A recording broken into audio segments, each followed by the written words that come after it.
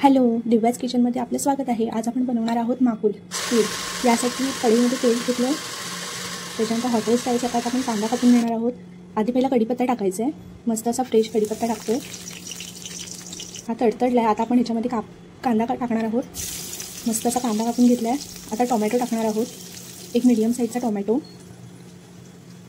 मस्त की कापला। आता हा टाकून घेऊया। दोन्ही पण व्यवस्थित फ्राय करून घेणार आहोत, कांदा टोमॅटो। त्याच्यानंतर आपण मसाले टाकणार आहोत, लाल तिखट, धना पावडर, हळद आणि थोडासा चिकन मसाला। यामुळे आपले माकुल मस्त होणार आहे। आता मस्त व्यवस्थित कांदा टोमॅटोमध्ये हे मसाले फ्राय करून घ्यायचे आहेत। फ्राय झाल्याच्या नंतर ह्याच्यामध्ये आपण वाटण टाकणार आहोत, कांदा, खोबरं, लसूण, आलं आणि धनिया। आता मस्त वाटण हे तेल सुटेपर्यंत आपण भाजून घेणार आहोत। तर व्यवस्थित फ्राय करूया, त्याच्यानंतर थोडा वेळ झाकण ठेवूया, त्यामुळे आपला कांदा टोमॅटो आणि वाटण छान शिजेल। आता मस्त याला तेल सुटलं आहे। आता आपण याच्यामध्ये कापलेली माकुल टाकून घेऊया।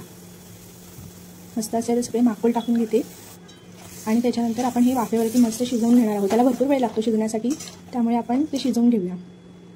त्याच्यानंतर कोकम टाकायचं आहे आणि त्याच्यानंतर चवीपुरतं मीठ। कशी वाटली रेसिपी नक्कीच कॉमेंटमध्ये सांगा। थँक्यू।